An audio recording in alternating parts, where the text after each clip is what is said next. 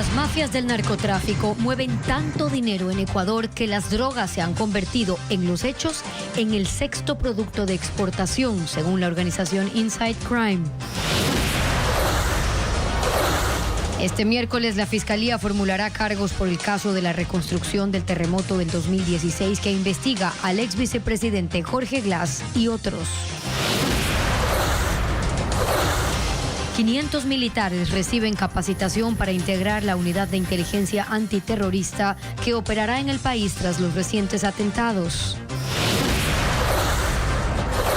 Una jueza de la Corte Nacional sesiona para decidir si el juez Walter Macías vuelve a la Corte de Justicia tras haber sido cesado por 2 vocales del Consejo de la Judicatura. ¿Qué tal, amigos? Comenzamos una nueva semana informativa aquí en Televistazo. ¿Qué tal, Gaby?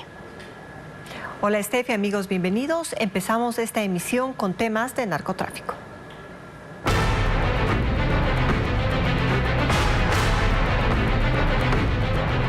Violencia. La ola narco se expande.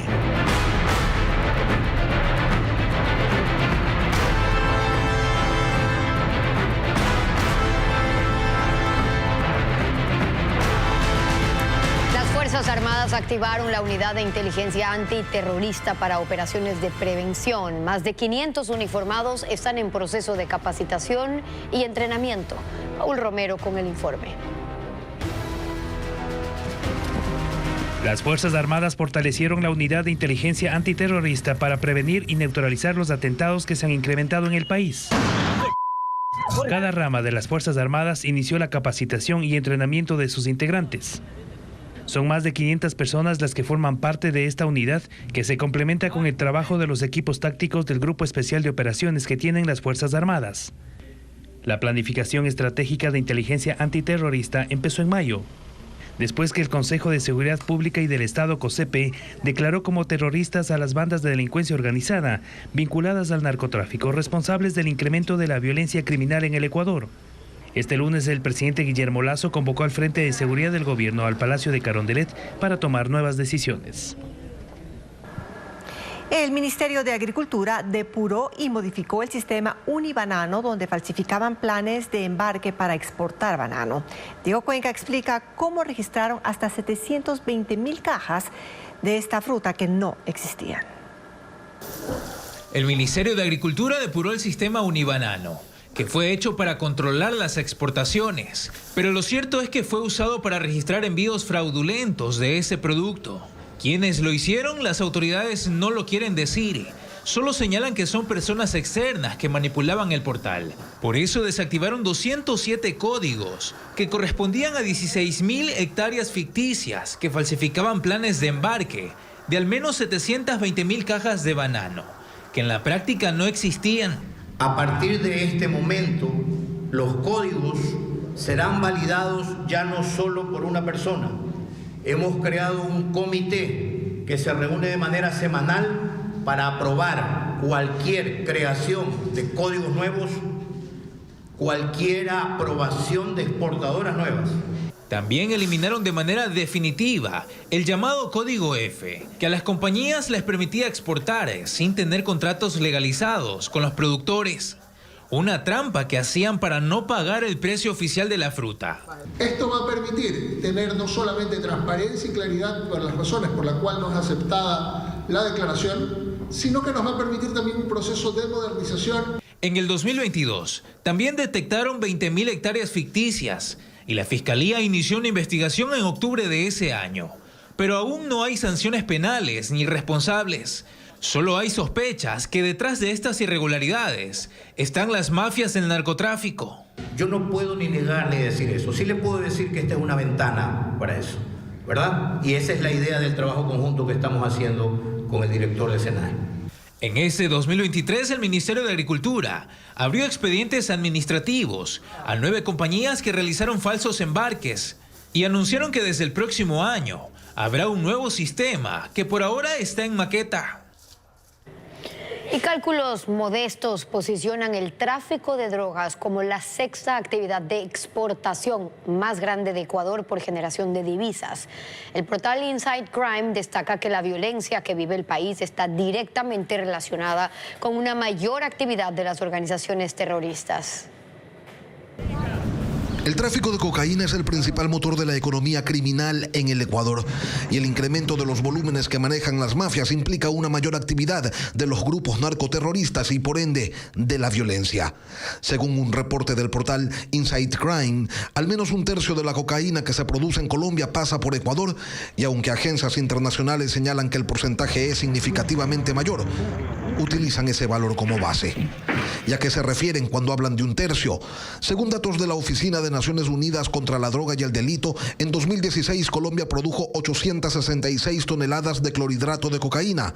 En 2021 ya eran 1.400 toneladas. Como entró más droga se incautó en Ecuador. En 2016 fueron 97.7 toneladas. En 2022, 179 las toneladas incautadas. Según el análisis de Inside Crime, estas acciones se traspolan a la tasa de homicidios por cada 100.000 habitantes, que en 2016 era de 5.81 y en 2022 de 25.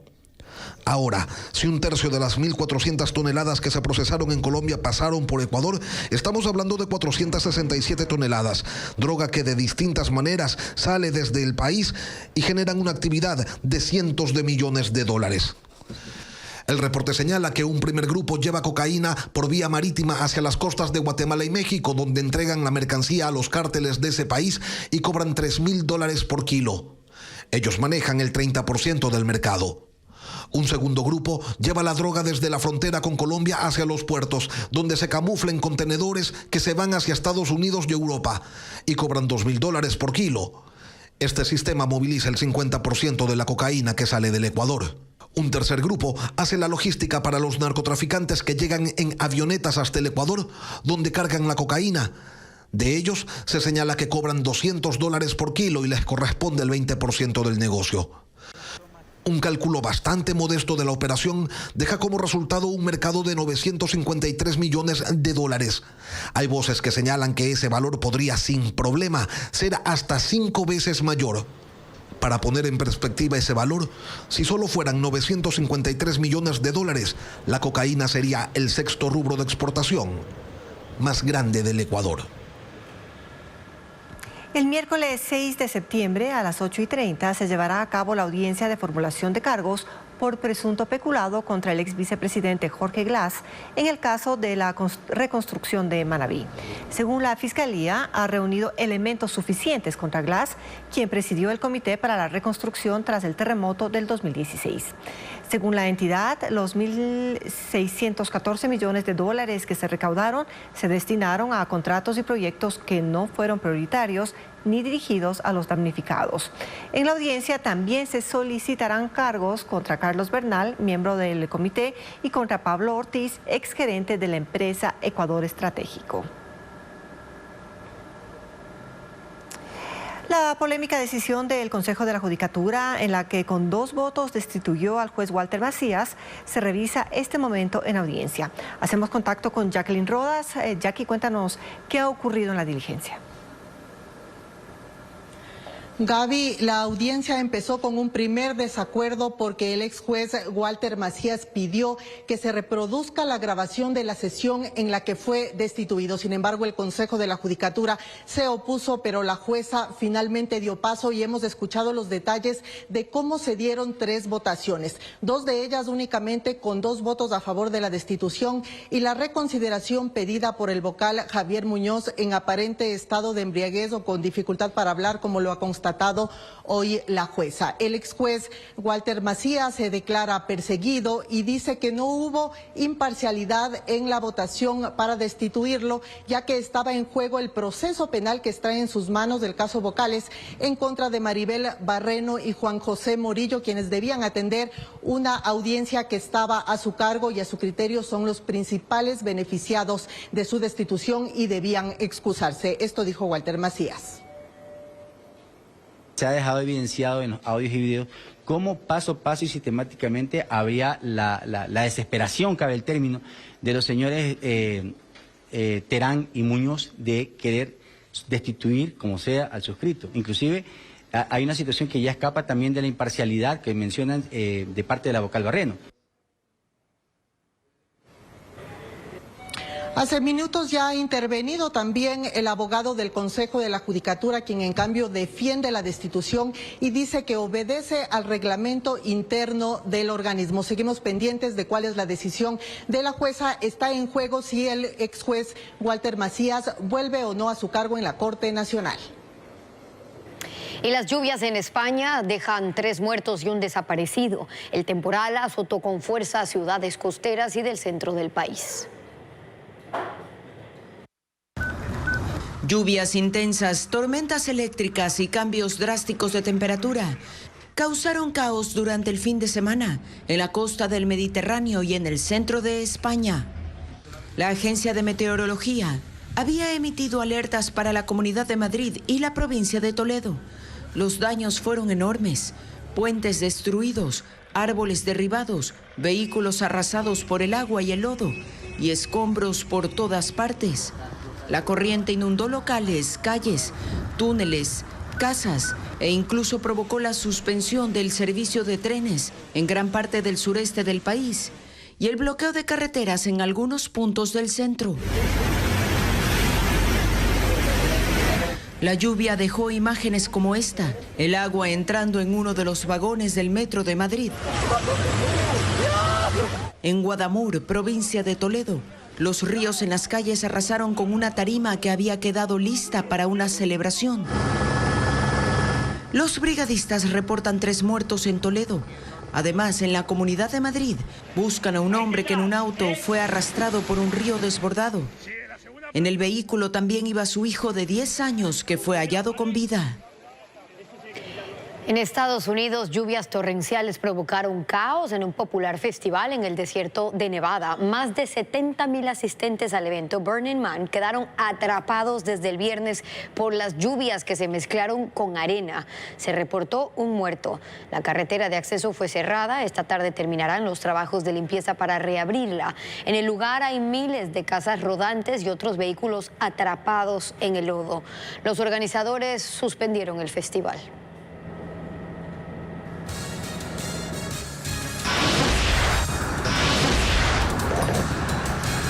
¿Cuál es la huella de los incendios forestales de la semana pasada en Quito? Se lo contaremos más adelante.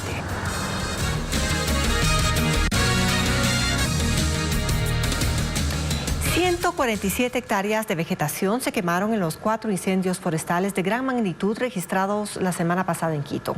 Fabiola Santana explica el impacto en la flora y fauna.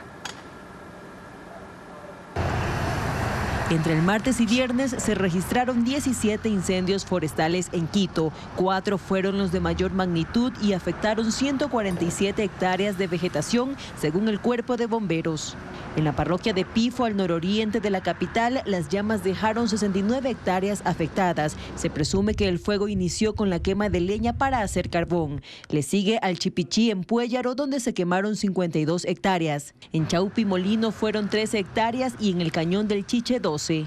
Los incendios los empezamos a combatir el día martes a la 1 de la tarde aproximadamente, hasta el día viernes, casi hasta las 21 horas, donde pues ya pudimos sofocar por completo estos incendios que teníamos dentro de la ciudad. Reforestar estas zonas donde había arbustos y eucaliptos podría tomar al menos 3 años. Y vamos a tener que estar atentos porque como no se quedan con forraje natural, digamos, pueden ser susceptibles de algunos deslizamientos. El daño a la fauna es irreversible. Los animales endémicos que no fueron alcanzados por las llamas emigran y no vuelven, entre ellos puercoespines, conejos, serpientes y aves. Hasta el momento no se ha podido determinar si la mayoría de los incendios fueron provocados. Y en Francia, el histórico monumento de Mont Saint-Michel cumple 1000 años. Este es el segundo sitio más visitado de ese país y en distintos momentos de la historia fue una abadía, una fortaleza y prisión. Con CNN conozcamos el lugar. A la distancia parece un espejismo. un promontorio que se yergue donde terminan los campos agrícolas de Normandía y empieza el mar. A medida que uno se acerca, se empiezan a dibujar las formas de la proeza arquitectónica, que es el sitio más visitado de Francia fuera de París. Ahora hay un puente, pero durante siglos solamente se podía llegar a Mont Saint-Michel durante la marea baja. Mont Saint-Michel está celebrando 1000 años de historia, desde la construcción de la iglesia románica en el año 1023. Durante este milenio ha sido abadía, fortaleza durante la Guerra de los 100 años, prisión tras la Revolución Francesa y monumento histórico desde 1864. Desde el inicio de la historia de Mont Saint-Michel, la construcción ha pasado por diferentes etapas. Por ejemplo, tras un incendio en 1776, la fachada de la iglesia fue reconstruida en estilo clásico. En 1979, la UNESCO declaró a Mont Saint-Michel y su bahía como Patrimonio de la Humanidad. No es de extrañarse que casi 3 millones de personas hayan visitado el monumento el año pasado bajo la mirada piadosa de un San Miguel Arcángel alado y dorado que, tras la remodelación, luce más resplandeciente que nunca. En Turquía, una parte de un avión de combate F-4 se desprendió y cayó en un parqueadero en la capital Ankara. Y se trata de un tanque de combustible externo que estaba vacío y que dañó 3 vehículos en el estacionamiento de una empresa de petróleo y gas. La nave siguió rumbo a una base aérea donde aterrizó. No hubo heridos y la Fuerza Aérea Turca ha comenzado una investigación. Esta mañana se registró un accidente de tránsito en el norte de Guayaquil. Un vehículo irrespetó la señal del disco pare en la avenida Miguel H. Alcíbar, en el sector de la Kennedy, y se chocó contra otro carro, provocando su volcamiento. Producto del siniestro, ambos autos se quedaron con severos daños en medio de la vía, obstaculizando la circulación vehicular en la zona. Agentes de tránsito y personal del Cuerpo de Bomberos acudieron al sitio para atender la emergencia, que no dejó heridos. En Daule se vivieron minutos de pánico en una sala de velaciones de ese cantón debido a un sicariato. Criminales irrumpieron en el sitio para asesinar a un hombre y durante el ataque mataron también a 2 mujeres que estaban junto al ataúd. El triple crimen se registró ayer a las 5 de la tarde en una sala de velaciones, ubicada en el centro del cantón Daule, en Guayas. Según testigos, sicarios llegaron al sitio con fusiles para asesinar a un hombre que le daba el último adiós a un familiar. Él intentó evadir el ataque, pero fue alcanzado por las balas, al igual que 2 mujeres que estaban junto al ataúd. Ellas serían víctimas colaterales. Una de las mujeres fue trasladada a una casa de salud, donde los médicos confirmaron su deceso. Ni los familiares de las víctimas, ni los uniformados dieron declaraciones sobre este triple crimen.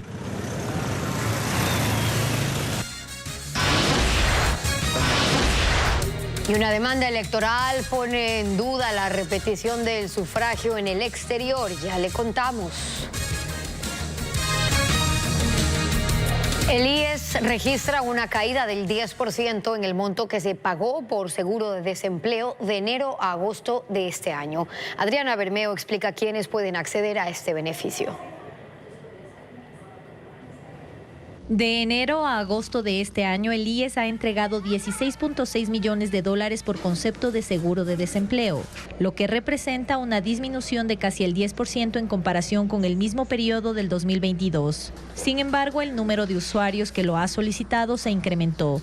En el 2022 fueron 14.380 y en el 2023 15.336. Esto se debe a 2 razones: que el usuario consiguió trabajo antes de concluir con los 5 meses de pago del seguro de desempleo, o que mejoró el monto con los fondos de cesantía. Si tiene suficientes fondos de cesantía, esta persona va a poder recibir hasta el 70% de su sueldo promedio de los últimos 12 meses en el primer pago. En el segundo pago va a recibir hasta el 65%, en el tercer pago va a recibir hasta el 60% y así hasta que en el quinto pago reciba hasta el 50%. El pago del seguro de desempleo para quien no cuente con fondos de cesantía corresponde al 70% de un salario básico, es decir, $315. El desempleado tiene hasta 45 días para presentar la solicitud en la página web del IES. Los trabajadores que renuncian no pueden acceder al seguro de desempleo. Para solicitar el seguro de desempleo es obligatorio que el afiliado tenga mínimo 24 aportaciones. Las 6 últimas deben ser consecutivas. Si el empleador no está al día en los aportes al IES, no podrá beneficiarse del seguro de desempleo. El motivo de salida debe estar registrado en el sistema informático del IES como despido unilateral por parte del empleador, como terminación de contrato, etcétera, algo que el trabajador no pueda controlar. A junio de este año, la tasa de desempleo en el Ecuador es de 3.8%. En junio del 2022 fue de 4.3%. De los 12 recursos presentados ante el Tribunal Contencioso sobre las elecciones en el exterior, 8 fueron archivados. El que más ha avanzado busca que no se repita el sufragio. Patricio Díaz informa que también hay objeciones en el CNE. El pedido de Lucio Gutiérrez a nombre de Sociedad Patriótica es el único que hasta ahora ha sido admitido a trámite en el Tribunal Contencioso Electoral. El expresidente pidió que se revoque la resolución de la Junta del Exterior que declaró la nulidad de las elecciones y por lo tanto se confirmen los resultados del voto telemático. El tribunal sorteó un juez sustanciador, Juan Patricio Maldonado, quien presentará al Pleno del organismo su propuesta de resolución. Iván González, secretario nacional del Movimiento Construye, presentó el viernes la misma solicitud para que se anule la decisión del Pleno del CNE de repetir los comicios y la de la Junta del Exterior. La tercera petición con ese fin es de la candidata asambleísta por el exterior, también de Construye, Carla Cruz, que presentó un recurso similar. Pero sobre el voto telemático han sido presentados además otros 9 recursos. 8 de ellos fueron archivados por no completar la información. En su mayoría pedían la nulidad de las elecciones en el exterior. La única que queda abierta aún es la presentada por Carlos Alberto Landívar, igualmente contra el voto telemático. El TSE le solicitó una aclaración. Según el Consejo Nacional Electoral, la existencia de estos recursos no suspende la decisión de repetir las elecciones y todos los procesos que se deben seguir, como la impresión de papeletas, por ejemplo. Una transmisión en vivo en Instagram es la única actividad que realizó Luisa González en las últimas horas. La candidata por la Revolución Ciudadana viajó a Galápagos, pero no ha tenido una agenda en territorio este lunes. En cambio, Daniel Noboa de ADN viajó a Manabí para reuniones con gremios y jóvenes. Luisa María Heredia con el informe. Daniel Noboa sigue en Manabí. La mañana de este lunes asistió a un encuentro académico con jóvenes de la Universidad de Jipijapa. Llegó con su chaleco antibalas de siempre, pero esta vez se lo quitó para lucir su camisa blanca. Al entrar al auditorio en medio de un operativo de seguridad, estrechó la mano de uno de los asistentes y desde el escenario saludó al resto. En su intervención repasó su plan de gobierno, pero primero agradeció. Tuvimos la mayor votación juvenil, tuvimos la mayor votación femenina también. Entonces, ¿cuál es el mensaje? De que debemos atender a nuestros jóvenes y debemos atender a las mujeres. Luego se trasladó a Puerto Viejo en helicóptero. Allí el candidato de Acción Democrática Nacional tiene un almuerzo privado con representantes de los gremios productivos. En horas de la tarde, según consta en su agenda de campaña, dialogará también con los estudiantes de la Universidad Técnica de Manabí. Posteriormente irá a Manta, donde participará de un encuentro ciudadano en la Plaza Cívica para terminar la jornada. La candidata de la Revolución Ciudadana, Luisa González, por su parte, no tiene agenda en territorio prevista para este lunes, aunque el fin de semana anunció que viajaría a Galápagos. En redes sociales como TikTok, donde las últimas semanas estuvo muy activa, no ha subido contenido, pero en Instagram participó en un live realizado desde el perfil de la asambleísta electa por la lista 5, Jairen Noriega, quien cuenta con menos de 5.000 seguidores, durante un diálogo que duró 55 minutos. Además de referirse a sus propuestas para los jóvenes, habló del amor por los animales, algo que se ha vuelto recurrente en su campaña para la segunda vuelta. Bromeó con el nombre de su coneja. Se llama Hasta la Victoria Siempre González Alcíbar. Muy bien. porque se llama así porque su mamá es manabita. También aceptó una propuesta de matrimonio. Acabas de proponer matrimonio, cásate conmigo, Luisa. ¡Aceptado! Y así siguiendo con una línea discursiva más simpática que acompaña a una imagen fresca. La presidenciable bailó y cantó una tecnocumbia y cuestionó por qué en la costa se come el encebollado con pan. El video subido registra apenas 2.000 visualizaciones. Documentales de Ecuador y México fueron los ganadores del Festival de Cine de Guayaquil, mientras que la actriz Montserrat Astudillo vuelve con la obra La tía Cuquita en la Casa Toledo en Quito. Estefanía Arias resume estas actividades.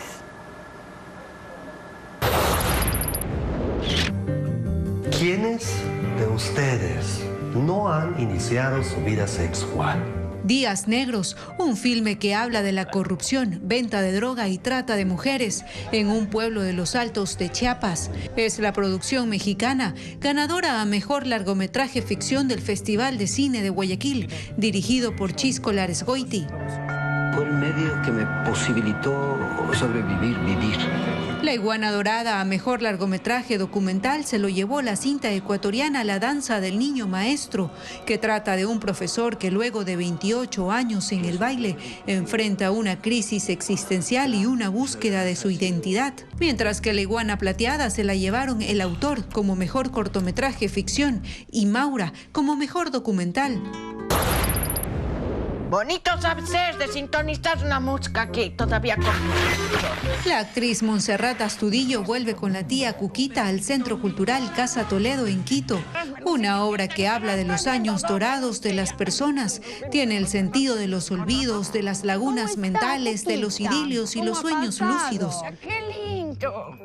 Dios te pague, que yo no te he acostado. La tía Cuquita estará en cartelera desde este miércoles hasta octubre, de miércoles a domingo a las 20 horas. Bonito sabe ser de... Y el maltrato contra una cachorra consterna a Ambato. Murió luego de ser lanzada contra el pavimento. ¿Y qué le pasó al agresor? Ya le contamos. Una cachorra murió en Ambato tras una agresión que fue grabada por una cámara de seguridad. Advertimos que este video contiene imágenes que pueden afectar la sensibilidad de algunas personas. Fue en menos de un minuto que este hombre de 30 años tomó a una cachorra de 3 meses y desde el interior de una casa la lanzó al otro lado de la calle. Ocurrió en el suroriente de Ambato y el golpe le provocó la muerte a la perrita. Los vecinos alertaron a la policía del hecho y el implicado fue retenido la tarde del sábado. Sin embargo, el sospechoso identificado como Milton G. no quedó detenido por la agresión, sino por una boleta de aprehensión que tenía por la destrucción de un patrullero en Pastaza. Ante esta situación, la mañana de este lunes, representantes de la Fundación Paquito, que se dedican al cuidado de animales, llegaron hasta la Fiscalía de Tungurahua para poner una denuncia por maltrato animal. De acuerdo a información de la familia del detenido, él habría estado en un centro psiquiátrico en otra provincia. Es una persona que ya ha estado hace meses atrás en un estado de rehabilitación en la ciudad de Guaranda. Este señor no terminó el proceso. El Código Integral Penal del Ecuador establece sanciones para quienes maltraten a animales, que va desde trabajo comunitario hasta 3 años de prisión. Al menos 1.500 migrantes duermen en espacios públicos de Guayaquil, Durán y San Borondón. Según autoridades, la mayoría se niega a ir a albergues para esquivar las reglas de esos centros de acogida. Pero también han identificado que en los asentamientos irregulares se cometen delitos como microtráfico, extorsiones y hasta alquiler de niños para mendicidad. Informa Fernando Terranova. Fue un operativo nocturno entre el municipio de Guayaquil y el Ministerio de Inclusión Económica y Social, MIES. Las instituciones identificaron alrededor de 60 extranjeros con estadía no regularizada en el país, que pernoctan en un área verde de la avenida Benjamín Rosales, frente a la terminal terrestre y debajo del paso a desnivel de la avenida de las Américas por La Garzota. Los registraron, les brindaron asistencia médica y les dieron la opción de acceder a un albergue temporal, pero de todos ellos, apenas 8 adultos sin hogar aceptaron el ofrecimiento. La gran mayoría prefiere seguir ocupando espacios públicos. Y a veces estas personas no quieren ceñirse a las reglas y desisten de estar en la casa residencial a los 2-3 días y regresan a las calles. Las autoridades han hablado de redes de microtráfico, a juzgar por los elementos que encuentran durante las intervenciones, como dosis de droga y armas blancas. A la par se tiene registro de otros delitos como el alquiler de niños, de ahí que instan a la ciudadanía a evitar dar limosna en las calles. El MIES tiene registradas a 1.500 personas en situación de movilidad humana en Guayaquil, Durán y San Borondón, aunque reconoce que podrían ser muchas más. Un reciente reporte refleja las 3 ciudades pequeñas y medianas más buscadas para arrendar en Ecuador, es decir, sin considerar Guayaquil, Quito y Cuenca. La población en estos cantones no supera los 600.000 habitantes, como reporta ahora Vanessa Robles. La demanda inmobiliaria a escala nacional también se refleja en cantones con menos de 600.000 habitantes: Manta, Machala y San Borondón. Esas son las 3 ciudades que más búsquedas de arriendo registran en Ecuador de mayo a julio de este año, según Properati, portal inmobiliario que funciona en Sudamérica. Los departamentos más solicitados son de 2 a 3 habitaciones. El 32% de las búsquedas se concentran en Manta. Sigue Machala con un 20%, San Borondón con un 12%, Santo Domingo con un 11%, Ambato con 4%, y en los otros cantones el 21% restante. Lo que los hogares buscan en general cuando arriendan es sin duda precio, pero sobre todo seguridad, que sigue siendo el principal valor de las viviendas en el Ecuador, y acceso a bienes y servicios, sobre todo culturales, que son aquellos que las ciudades pueden ofrecer, que no pueden ofrecer poblados más pequeños. En Manta, con más de 264.000 habitantes según el INEC, la vía Barbasquillo es la zona hotelera y residencial en donde se concentra la demanda. El alquiler va de $450 a $1.000 mensuales. En Machala, en cambio, con 289.000 habitantes y también Ciudad Puerto, atrae inquilinos con la dinámica económica del cantón que se centra en el banano. Los arriendos mensuales varían entre $300 y $600. En San Borondón, que forma parte del Gran Guayaquil, se ubica La Puntilla, uno de los lugares de mayor plusvalía del país. El costo de un arriendo va de $1.200 a $1.975, puntualiza el informe. Las 3 ciudades intermedias que ha señalado este estudio cuentan, por ejemplo, con universidades, y las universidades son también un vector que atrae a arrendatarios. En Santo Domingo, ciudad agrícola y nexo entre la costa y sierra, los arriendos varían entre $250 y $360, mientras que en Ambato el alquiler oscila entre $250 a $600. Para este nuevo año lectivo en el régimen Sierra Amazonía, los planteles particulares tienen la autorización de transferir a los estudiantes que no paguen la pensión por más de 3 meses. ¿Cómo es el proceso? Le contamos.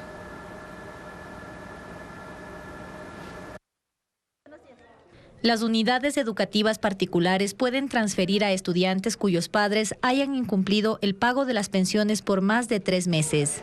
Así lo establece la Ley Orgánica de Educación Intercultural vigente desde el 2022. Esos traslados se concretan con el acompañamiento del Ministerio de Educación. En el anterior año lectivo se recibieron 1.041 pedidos para traslados a planteles fiscales. Cuando un padre de familia afronta problemas económicos y no puede pagar la pensión educativa de su hijo, tiene 3 opciones: llegar a un convenio de pago, buscar otra institución particular con una pensión menos costosa o trasladar al estudiante al sistema fiscal. Mientras hacemos el proceso de reubicación, el estudiante se mantiene en la institución educativa de origen. Una vez que se recepta ya el expediente, es decir, notas, promociones y demás del estudiante, nosotros nos demoramos un día en reubicarlo. Según los expertos, lo que deben hacer las instituciones particulares es analizar cada caso y determinar las causas que llevaron a los padres a incumplir con el pago mensual, para identificar si son problemas económicos solucionables a corto plazo o no. Dependiendo de la institución educativa se podrá esperar, se podrá comprender la situación y pues llegar a un acuerdo. También hay esta parte humana de la educación que dice, ok, vamos a seguir este año, te apoyo, encontremos medidas o cierta beca. Además, se aconseja afrontar en familia el cambio de una unidad educativa particular a una fiscal. Son experiencias que pueden cambiarte para bien o para mal.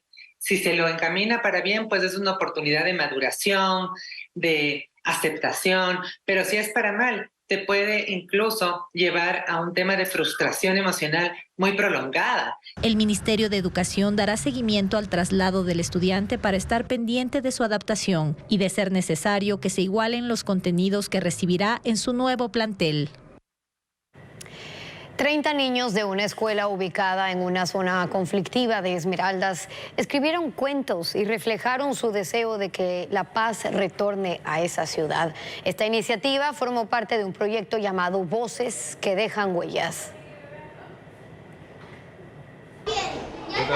En la Escuela Fiscomisional Cristo Rey, ubicada en el sector de las Villas del Seguro Social, una zona peligrosa de Esmeraldas por los altos índices de asaltos, 30 estudiantes de entre 7 y 8 años de edad plasmaron en cuentos su sueño de vivir en una ciudad segura. Como parte del proyecto Voces que dejan huellas, los niños escribieron las historias y luego las convirtieron en audiolibros. Paulina Grueso llamó al suyo Esmeraldas, Tierrita de Paz.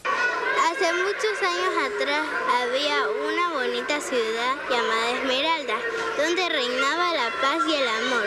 Pero un día una bruja se apoderó de la ciudad. Luana Paneso tituló a su cuento El cambio de Esmeraldas y Katiuska Perea llamó al suyo Anaís y sus sueños de paz. Ambas coinciden en que la realidad de Esmeraldas trastoca su niñez.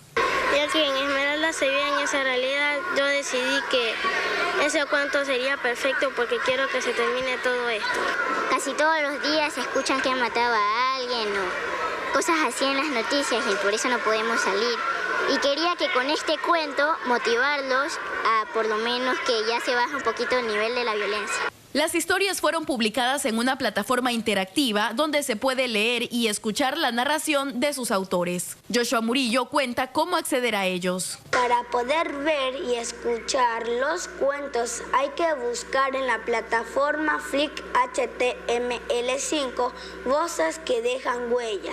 Luego se da clic sobre la portada e inmediatamente se abre el libro digital y se muestra el índice de los 30 cuentos. Escaneo el código QR y ya puede escucharlo.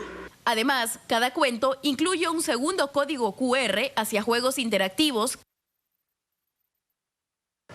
Las ballenas jorobadas viajan más de 8.000 kilómetros desde la Antártida para llegar hasta el Pacífico Sur. Luis Alfredo Zúñiga informa por qué realizan esta larga travesía.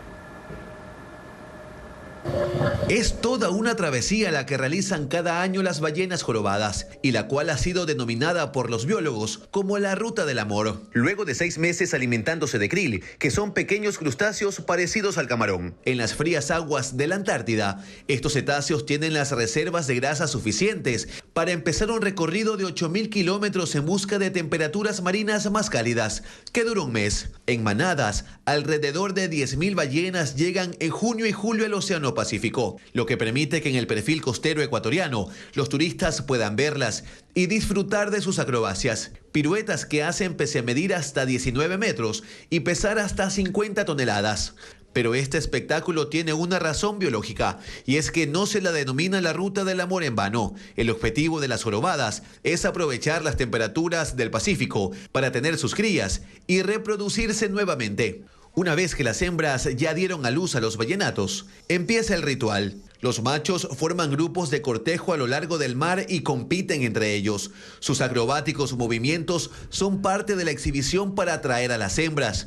Muestran el pigmento de su cuerpo, las rayas blancas sobre su piel negra, sus aletas y su cola, para luego volver a sumergirse, donde además emiten sonidos para seducir a las hembras, sonidos que los visitantes pueden escuchar.